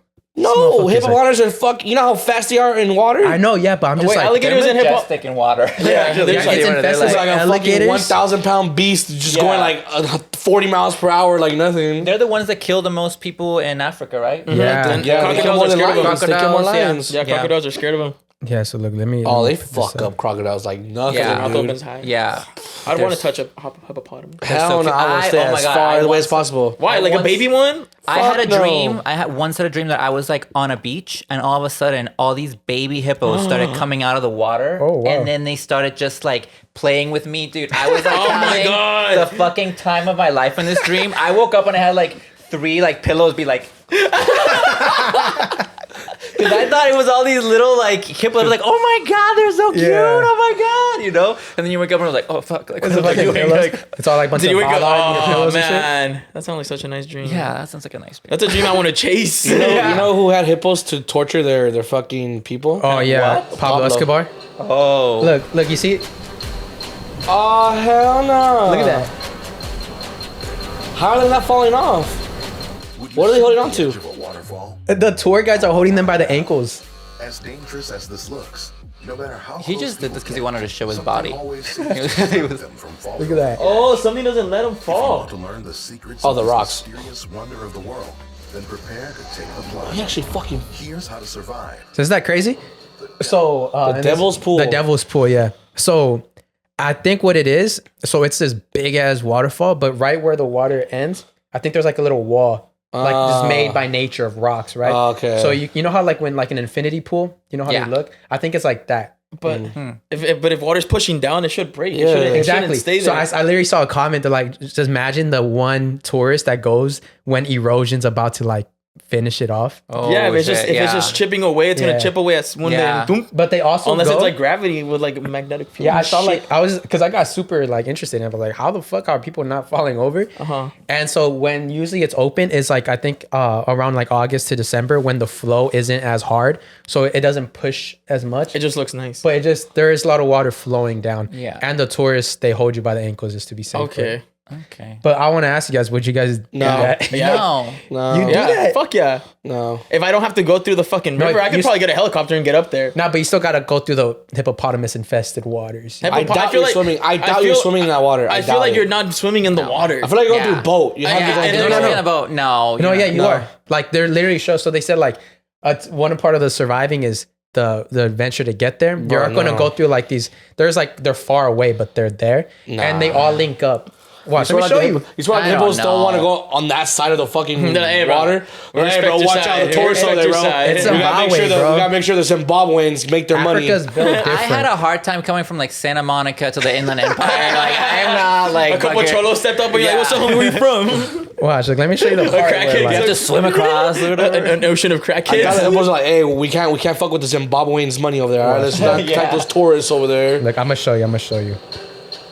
Step 3. Look, I think it's this one. Throw rocks in the Yeah. river. Now you have to cross a river to get to Devil's Pool. The guides will throw rocks in the river. This is to make sure there aren't any crocodiles or hippos waiting to attack and possibly kill you. You see what I'm saying, Next, bro? you'll face a 50 to 100 meter swim through the Zambezi River to get to the Devil's Pool. If you're not a strong swimmer, you can form a chain by holding hands with the guide and other visitors. If the hand-holding chain breaks, don't panic. The water is shallow and only stomach. Imagine crocodiles right behind them. Yeah. Fuck that. I'm telling you, bro. These white people are crazy. These white people are crazy. But yeah, I don't know if I would do that. No, that one river fucking crawl. I'm good. He's into it. It's so fucking cool, bro. He's into it. So many people have done it and they haven't died. Why the fuck would I die? You know what's? That's probably they've had deaths before. Yeah, they had one death, and the one death was a tour guide protecting the tourists from falling. Exactly, bro. The tour guide's gonna give his life for me. Like, I have an extra life with me. Now every tour guide's gonna do that. I have an extra life, bro. I have an extra mushroom with me. You go first. Sorry, it froze. Can you just mute it? Can you get the control over there and just mute the TV? Actually, I think I got it now. Yeah, so that's the only death was that. Was that's a cool way to die though, like by a hippo. Oh hell no. That's a painful way to die. That seems scary. I think he'll just snap you in half, bro. I mean, probably. No, yeah, like he'll just kind of. That's if you don't die instantly. I'll fuck up a hippo. Yeah, right. And the illusionist. We wouldn't even fuck up a baby hippo. No, that's fucked up. Have you seen a hippo like bite a watermelon? Yes. Yeah. Who's not even trying? It's like he's chewing gum. He's just closing his mouth. He's like. Yeah, so that's just going. Yeah. I would honestly. I would try it. You a thrill seeker? I would try it. Yeah. I'd rather just skydive again, honestly. Are you a thrill seeker? No, I am the opposite of a thrill seeker. I like to keep it calm. I don't like to no. See, I like I don't like to do stuff that I think could get me killed. Yeah. I'm at the point in my life like, dude, I've worked so hard for the life I have right now. I'm not gonna fucking throw it away by like doing something insane Swimming right with now. hippos. Like Why when am you I got gonna nothing do to that? lose, yes, go do that. Yeah, You know, yeah. but I built shit. I need to like be here for Target. this. I can't fucking get shot by I got deadlines next week. I can't die. I got Target. I got Walmart soon. Can't do this shit. These That's hippos how I don't get give my. a fuck That's about how I that. get my thrills. The deadlines. The deadlines. Yeah. Yeah. So I'm not doing that. I just don't understand why you gotta like. Yeah, that whole Why you that gotta part swim just through that? nah, bro. Cause like, you're throwing rocks throughout the whole 150 meter fucking.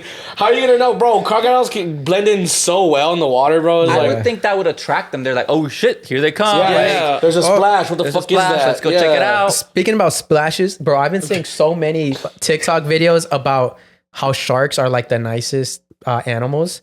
And I feel like I think I can like swim with the shark and not be scared now. Let's go to Florida. That's how many sharks videos I've seen because people have swim with sharks. And because they say like they're the most understood creature in the in the ocean. Misunderstood. I'd grab them and be like, we're both misunderstood. Well, you gotta do, but because if a shark is attacking you, I think the way that people say that to let go is you gotta punch it right in like the nose. Like right in, and then they'll like get like all freaked because they say that they are more. A lot of people survive shark attacks because. The shark is just curious. If a shark wanted to fuck you up, they would fuck you up. Yeah, They would eat you, But then they go in and it's sort of like, is this a seal? What the fuck is this? And then they bite the person. Obviously, like they could die, but then they sort of let go and they're like, okay, this is not what I'm used to. It's different, Exactly. Yeah. So I think there are moments where they're probably just like, misunderstood. Like, be like, oh, that's why they say you should never splash. That's why you should never splash because sharks are used to having their prey splashing around. So if there's a splash, they get instantly intrigued. So, and they say like if you're like with the shark, just like keep an eye on it on the whole time, and it comes towards you, just redirect it. That's crazy. Yeah, right. Just touching a shark. Swear. Yeah, no, there is to like. They literally once the nose all comes, they do is redirect sharks when yeah, I've seen the videos like that where people just redirect. They just redirect the shark. Yeah, just make it move that way. Or some bullshit. Yeah, literally. So like it comes like this is the nose, and you just boop the nose. Well, sharks aren't. Is it every shark species is blind, right, or is it just great whites? No, I thought they had really good vision. No. There's sharks that are blind. I think it's the great whites. I think it's a great white. Great whites are blind. But just vibes. Yeah, it just vibes. But those I saw that. I was like, sharks that were looking at blind. Is that real? Yeah, they're just vibing. Yeah. It's all electric. Magnetic field. Yeah, they can sense like electricity and like the fish or whatever what they're doing, so they can definitely tell you're there. You know, they can understand. They know you're there. They all stuff. So yeah, and that's why I think they probably go and they're like, "What the fuck is this?" No. Yeah. Just a little bit like let me see what it is. Like nope. Have you seen those like memes of like it's like a shark? He's like, "Oh no, there's a human trapped inside a cage. Don't worry, human. I'm gonna get you out." Freedom. It's so misunderstood. You know who else is misunderstood? I just saw this yesterday. The Grim Reaper. The Grim Reaper? Yeah. The person that kills people? He doesn't kill people. The Grim Reaper doesn't kill people. He takes them up. He takes them to heaven. You know, like everyone's always afraid of the Grim Reaper, but he's making sure you don't walk alone. Well, it's because we're afraid because we don't want to see him because we don't want to be dead. Yeah. I'd be like, bring my grandma to pick me up. I don't know you. I don't fucking know you, dude. This tall, dark, hooded figure. I don't want to walk with you. I don't want to walk with you. Creepy. Yeah. I just saw, I was like, dang, they made this because they made like a little cartoon of the Grim Reaper, and it made me feel so sad for him. I'm like, damn. Oh. It's like, poor guy. Like everyone, like he loves his job, but everyone hates him. Pero en la muerte está en el... La muerte. La muerte. Exactly. You know, it's funny because a lot of the Loteria cards came from tarot cards. Tarot cards. Yeah. There were like a lot of like influence from that. Yeah. Got into like the Loteria cards. That's why tienes la luna, el sol, las estrellas. Those are all Loteria cards. La muerte, el diablo. Those are all tarot cards. Yeah. Did your guys' like family ever tell you guys don't like play certain games past the time? Yeah. Was it Loteria? Was it no? It was gambling, like playing like gambling, like games, cards and stuff. I don't know why I was gambling at 7 years old, but I thought it was like gambling. Loteria is kind of gambling. Yeah, I guess maybe I think it was just don't gamble, right? Yeah. After a certain time. Or Ouija board. Oh yeah, stay away from the fucking Ouija board. Fuck with the Ouija. Yeah, never take a Ouija board into a Mexican household. No, ever. No. Yeah, that camera's off. Oh, what the fuck? How the hell did that happen? Oh my god! Every time we talk about scary shit, things happen. That is true. Oh, you know. And then the train just passed by. That's a soul. Are you saying that's true? Disagree? Haunted, bro. Was it just like a blackout? No, I know why. Oh. It's because that fucking what's it called? El enchufe? Plug? Yeah, the plug. It runs on some energy saver thing. So since the computer was the main one, whatever the main connection is. Oh, the one. Okay. Whatever the main connection is, that's what it is. How long do you think it did? No, it just died right now. Oh. Yeah, it just dead right now. One Good more. eye, soldier. Yeah. Good eye, mate. I was trying to see You myself. know, you also shouldn't play at night. What? Little kids, little children. What? Bloody Mary. Oh shit! I never played that. You never played that in like elementary school? Turn off the bathroom. I've done it at school. Yeah, I never did it at home. I'm away. scared at home, bro. Far away from my house. Yeah, I've not done it in my house. Exactly. Yeah. Do you plan on doing like any like Halloween edition stuff for Millennial Loteria? We have a tarot set. We have a tarot site. We have a tarot yeah. loteria site that kind of like brought it back to it. So we have that. I'd love to do like a scary movie sort of collaboration. We've done stuff with Encanto with Disney, so we did an Encanto one. Nice. But I really want to do like a scary loteria con La Llorona or something, you know, in there, because there's so many tradiciones, so many like folklore type of shit. La Llorona in Guatemala tenemos como el cadejo. I don't know if you ever heard that. La mano peluda. Yeah, el cadejo is this like dog, this big black dog that follows like people home and it takes care of drunk people. I think. Oh, there's something, you know. There's something similar like that, but I think it's like this woman that appears to drunk people. Yeah, La Ciguanaba. So there's so many different folklore type of stuff. So I think if we do like a scary one with it's wild. Chupacabras. You know what's wild? What? I already have a script for that. For Chupacabras? For everything you just said. That. What? Yeah. If you're trying to collab, it's ready. 30 pages strong. Nice. We'll talk after the videos. videos. So 30 pages strong is like a... It's like a short film. TV show. Well, I wrote it as a short film. Oh, okay, short film. Yeah, but it's basically about like... Because it's also surrounded a board game. So. This is a project that we're going to do before the podcast. I wrote this like COVID times. Okay. But it's just, we haven't... You can't. It's hard to make a movie, you know. Yeah. We were gonna record that. We were gonna record that, but then the podcast. And then we did the podcast. Yeah, and then we just Then he just been fixing it up, making it bigger and longer, and just. Yeah. So, nice, bigger and longer. Collab. Who doesn't love bigger and longer? You know. So I don't know. Send that your way. Did you ever went? Oh no, you're not from this side. Maybe you do. Like, did you ever go to a place called Loteria in Chino? It's like a candy store. No, I know it. Yeah. They sell it. They had your Loteria way like I remember when they opened it. I was like, yo, this is cool. So I've seen this thing for like a long time. They're one of the first people to like order like a bunch of them. Yeah. Like I'm saying, it's los Latinos. They're the ones who were like. Yeah, I mean, I saw it such a long time ago. I was just remembering right now. Yeah, it was close to my old house. Yeah, it was right at that Stater Brothers where I would go to. Shout out to the homegirl Leslie. She always hooked me up with candy. Yeah, they had good candy. It was all like Mexican. Mexican. Yeah. That's sick. So who were in this business venture of yours? Did you have any role models? Oh, like in starting Millennial Loteria? Yeah. Role models, I think I didn't have anyone really that I was looking up to in that way, like for like a business sort of like person, because I was just trying to figure it out. And I think there's so many times where we think that we need to look up to someone to be there, but I think for our generation it's just to realize like we are those people. We are the ones that are making it happen. You don't need to have someone out there. We are the trailblazers, for doing something stuff. So I think I've seen more people like after I've done this, like try to come up with their own games and try Latino games and different, things that are going out there. And I think that's really cool. There's enough space like for all of us out there. So I think it's more the market is big. It's huge. It's huge. And it's like nobody but us knows how to really talk to us in that way. That's like, oh shit, that's coming from like it's coming from the homies, it's coming from them. It's not coming from somebody else. Exactly. So it's really important for us to create shit for our generation. Yeah, and it's so cool because you're like, how did someone think about this, or how did someone think about this board game or that board game that now relates to like Latino culture. So that's cool. It's great, and everything you're doing,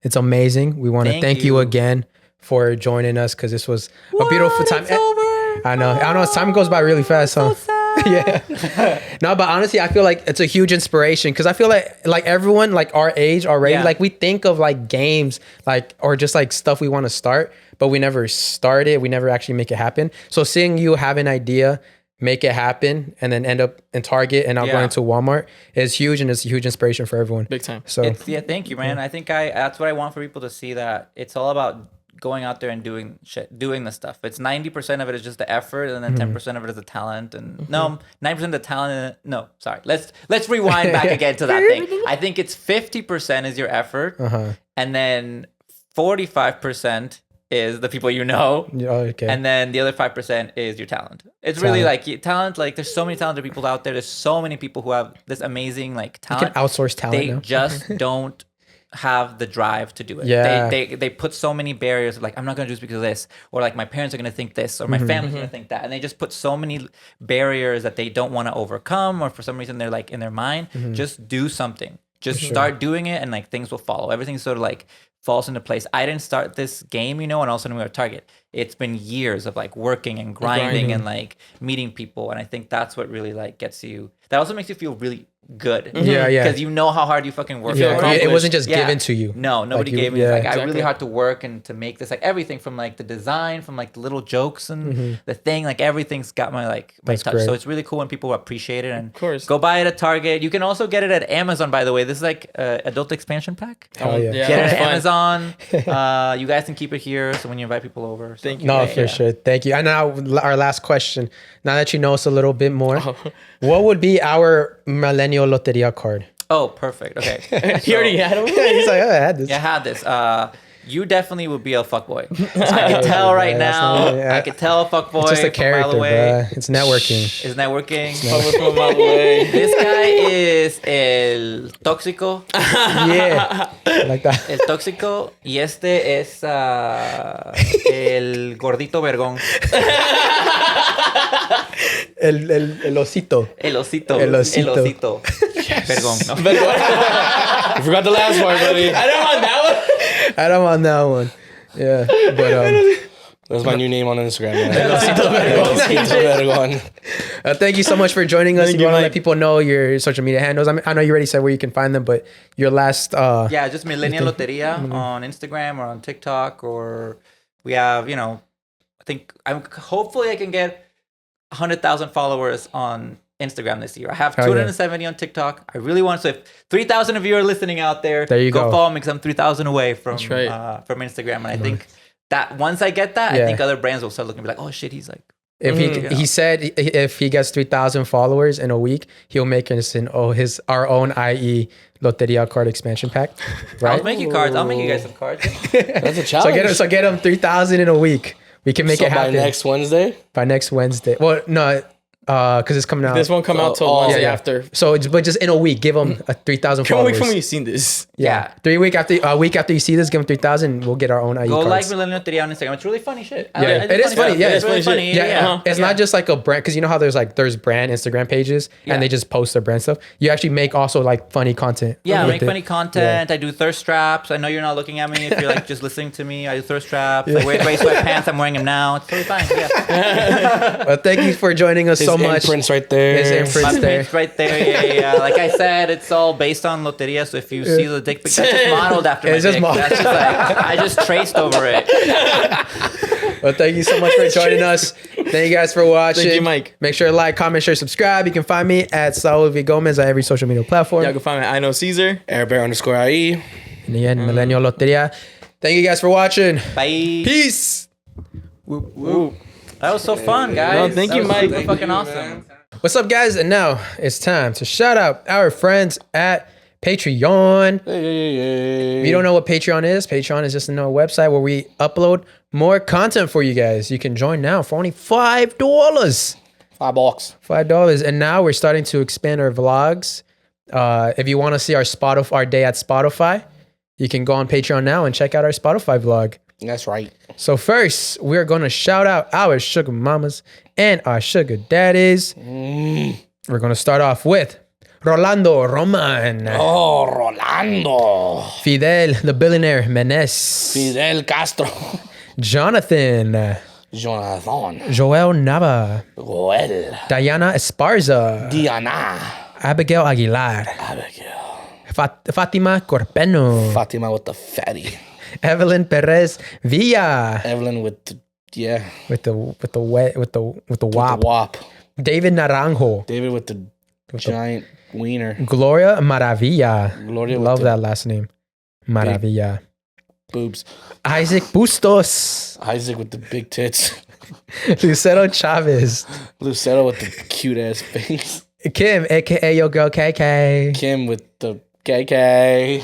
Jesus Guzman. Jesus. Maria Felipe. Maria. Karen Cespedes. Karen. Michi Moo. Oh, who's something new? Yeah. Chimu? Dalia Garcia. Shoot me, your Dalia with the Diaz. fucking fat out. Never mind. Zonia Lopez Reyes. Damn. Welcome, Zonia. Gabriel Arroyo. Welcome, Gabriel. Richard Martinez. Richard. Raquel Cerda. Raquelita. Mari. Welcome. Genesis Bustamente. Oh, Genesis, welcome. Paulina Lue. Palea Lue, welcome. Miriam Ruvacalva. Oh, Ruvalcalva, welcome. Mambo El Diablo. Yesy Guerrero. Yesy. Razor Ramon Nedges Flores. Iris Iniguez. IRS and the oh my gosh, she's back. She's back. Iris. I like how you did that subconsciously and then you're like, oh, she's back. She's back, baby. I missed you. Rebecca Piñon. Rebecca. Ortiz Empire. Ortiz. Juan Carlos. Juan Carlitos. Janelle Martinez. Janelle. Chuy de Grass Valley. Chuy de Grass Valley. Damien Morales. Damien. Pedro Sinceros. Pedrito. Vanessa Banda Vega. Vanessa Banda Vega. Sandra Gonzalez. Sandrita. Oscar Martinez. Oscar. Armasari. Amari. How do you say this?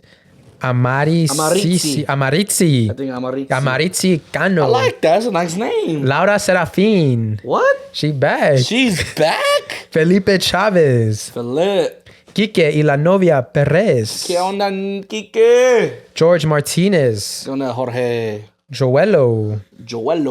Lupita Equia. Liliana Juárez. Junior. Bernice Vargas. Bernice. David Ramos. Eileen. Bradley Lopez Martinez. Hey, oh, geez. Julio Mejia. Katie. I think it's just Katie. Gatti or Katie, yeah. Okay. Angela Santoyo. Freddie Zapin. Hey, Zapin con el maripín. And M. And who? M. Thank you guys so much for being our sugar mamas and our sugar daddies. And now it's time for the most exclusive club of them all, Bottle Service. And we've got some new people up in here. Where they go? Marcos Dominguez Gomez. Yo, Marco! Yeah. Sorry. We got the main woman herself, the boss, Andrea E. Ortega. Andrea! You can clap my cheeks. We got Lyric DLB. Daddy Alvi. And Julian Ramirez. These guys are the heavy hitters. Damn, you guys are... Yeah, if you guys need the loan, this is the people you guys either got that big dick or that nice wop. Yeah, this is who you need. But thank you guys so much for following us on Patreon. We appreciate it so much. And thank you guys, and we'll see you guys. Any of you guys on that the poppin' the what? Bottle service? Want to put your IG there? Go ahead. We'll shout your IG out. Yeah, why not? shout your IG. Why not? And now we'll see you guys next week. Bye. Peace.